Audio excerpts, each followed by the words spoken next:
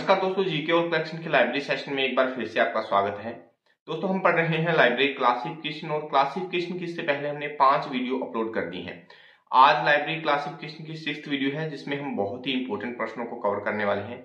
तो वीडियो में एंड तक जरूर बने रहिए और चैनल पर पहली बार विजिट कर रहे हैं या अभी तक आपने जीके और कलेक्शन को सब्सक्राइब नहीं किया है तो अभी से सब्सक्राइब कर लें, क्योंकि यहाँ पर आपको लाइब्रेरी साइंस से संबंधित इसी प्रकार की जो वीडियोज हैं वो मिलती रहती हैं और जीके फैक्ट रिलेटेड जो वीडियोज हैं वो भी आपको जीके और कलेक्शन पर मिलती रहती हैं।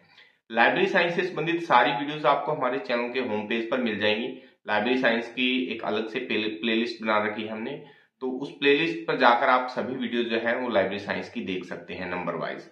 तो नंबर वाइज अगर आप देखते हैं, टॉपिक वाइज देखते हैं, तो जो आपको सारा सिलेबस है वो बहुत अच्छे से कवर हो जाएगा। तो चलिए बिना किसी देरी के शुरू करते हैं आज की क्लास और चलते हैं नोटपैड स्क्रीन पर।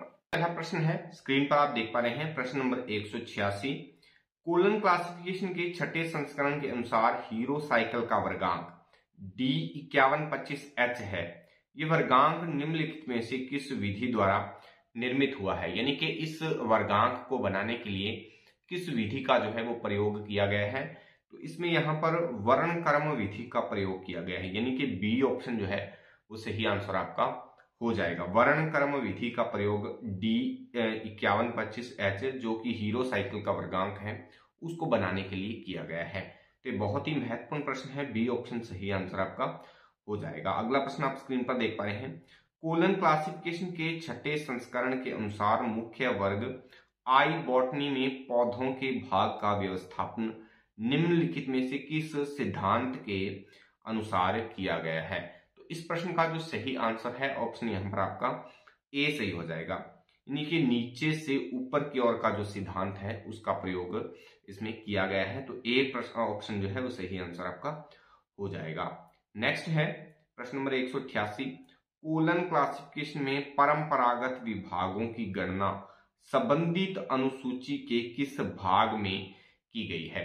तो इस प्रश्न का जो सही आंसर है ऑप्शन यहाँ पर आपका ए सही हो जाएगा, प्रारंभिक भाग में की गई है। तो ए ऑप्शन सही आंसर आपका हो जाएगा। नेक्स्ट है प्रश्न नंबर 189, कोलन क्लासिफिकेशन के छठे संस्करण के अनुसार 654 एडी का अंकन क्या होगा? यानी कि 654 एडी का अंकन क्या होगा कोलन क्लासिफिकेशन के अनुसार?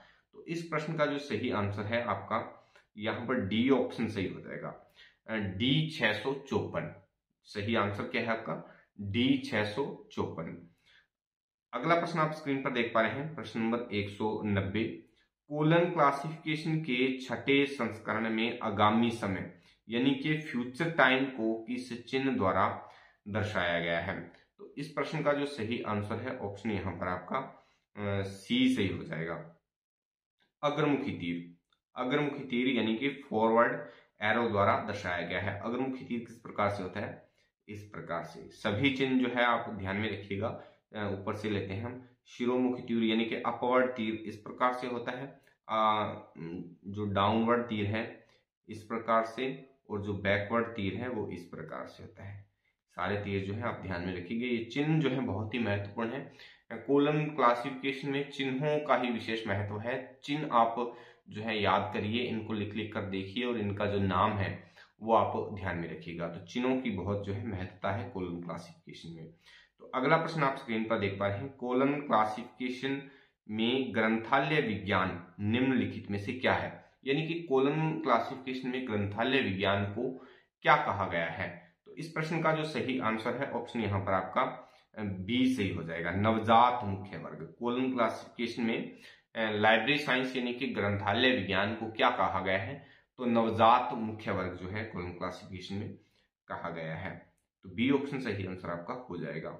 अगला प्रश्न है, रंगनाथन ने अवशेष की विधि की किस पक्ष की प्राप्ति हेतु अनुशंसा की है? तो इस प्रश्न का जो सही आंसर है ऑप्शन यहाँ पर आपका ए सही हो जाएगा, व्यक्तित्व पक्ष की जो है अनुशंसा की गई है। तो ए ऑप्शन सही आंसर आपका हो जाएगा। अगला प्रश्न आप स्क्रीन पर देख पा रहे हैं, कोलन क्लासिफिकेशन में वर्गांक L185-74:4:7 इस प्रकार से आप पढ़ेंगे इसको, L185-74:4:7 के निर्माण में किस विधि का प्रयोग किया गया है। तो इस प्रश्न का जो सही आंसर है ऑप्शन यहाँ पर आपका डी सही हो जाएगा।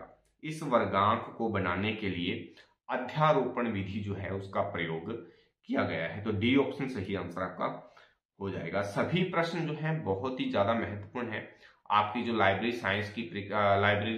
साइंस की जो 17 फरवरी को परीक्षा होने वाली है, तो उसके लिए ये प्रश्न बहुत ही ज्यादा महत्वपूर्ण है। तो वीडियो को एंड तक जरूर देखिए और सभी प्रश्नों को बहुत ही ध्यान से पढ़िए, इनको नोट डाउन करिए, बार बार इनको रिपीट करेंगे, क्योंकि ये प्रश्न जो है आपको कहीं नहीं मिलने वाले। यूट्यूब पर तो बिल्कुल ही नहीं मिलेंगे आपको ये प्रश्न, क्योंकि बहुत ही ज्यादा स्टडी करके ये प्रश्न जो है आपके लिए बनाए गए हैं। तो बहुत ही इनको ध्यान से आप पढ़िएगा। प्रश्न नंबर 194 है, स्क्रीन पर आप देख पा रहे हैं। कोलन क्लासिफिकेशन के मुख्य वर्ग ओ साहित्य में P2 पक्ष किस पक्ष को दर्शाता है? तो इस प्रश्न का जो सही आंसर है ऑप्शन यहां पर आपका बी सही हो जाएगा, स्वरूप पक्ष को दर्शाता है। जो मुख्य वर्ग ओ साहित्य में P2 पक्ष है वो स्वरूप पक्ष को दर्शाता है। बी ऑप्शन सही आंसर आपका हो जाएगा। प्रश्न नंबर 195 है, कोलन क्लासिफिकेशन में मातृ देश यानी कि मदर कंट्री को किस संख्या द्वारा, यहां पर थोड़ी सी टाइपिंग मिस्टेक है, इसको आप इस प्रकार से किस कर लें, किस संख्या द्वारा दर्शाया गया है। तो इस प्रश्न का जो सही आंसर है आपका यहाँ पर ए ऑप्शन सही आंसर हो जाएगा। यहाँ पर 2 यानी कि नंबर 2 द्वारा जो है वो दर्शाया गया है मातृ देश को, किसमें? कोलन क्लासिफिकेशन में। अगला प्रश्न आप देख पा रहे हैं, प्रश्न थोड़ा सा लेंथी है तो इसको ध्यान से आप पढ़िए।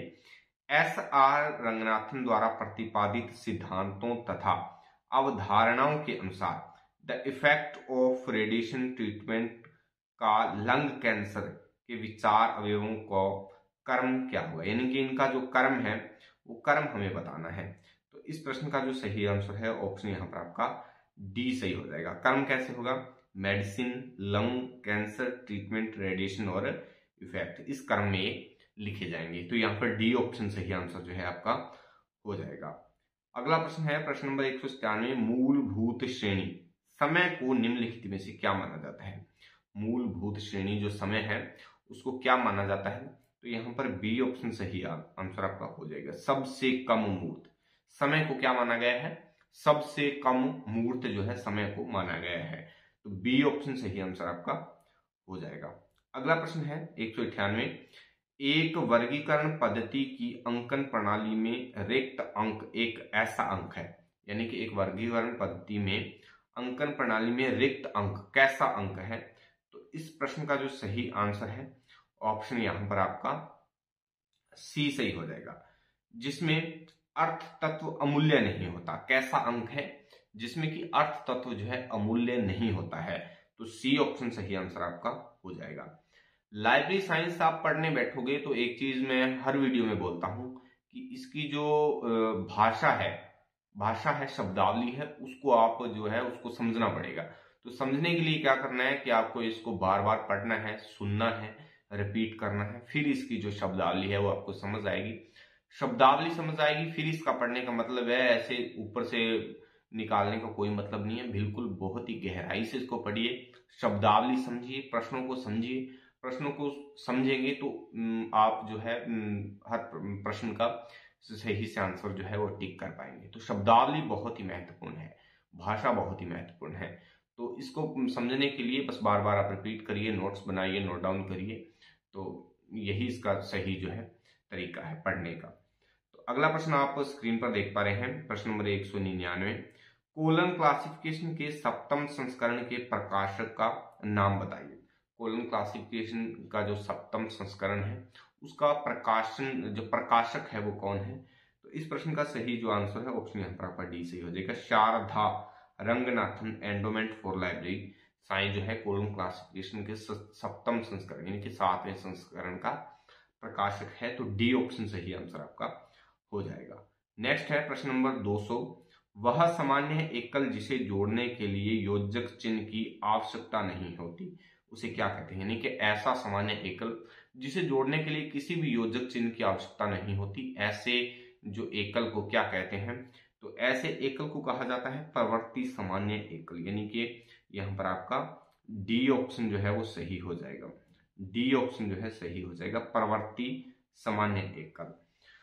तो चलिए आज के लिए बस इतना ही। आज की वीडियो आपको कैसी लगी कमेंट करके जरूर बताइएगा। वीडियो अच्छी लगी तो वीडियो को एक लाइक जरूर कर दें और दोस्तों में शेयर जरूर कर दें, क्योंकि ये वीडियो बहुत ही ज्यादा महत्वपूर्ण साबित होने वाली है।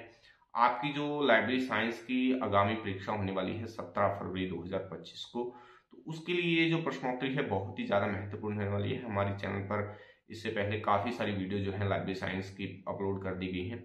आपको हमारे चैनल के होम पेज पर मिल जाएंगी लाइब्रेरी साइंस की जो प्लेलिस्ट है उसमें, तो वहां पर जाके आप नंबर वाइज जो है लाइब्रेरी साइंस की वीडियोस देखें, टॉपिक वाइज, फिर जो है आप बहुत अच्छे से इनको समझ पाएंगे। तो चलिए फिर मिलते हैं नेक्स्ट वीडियो में लाइब्रेरी साइंस की एक और नई वीडियो में। तब तक के लिए जय हिंद, जय भारत।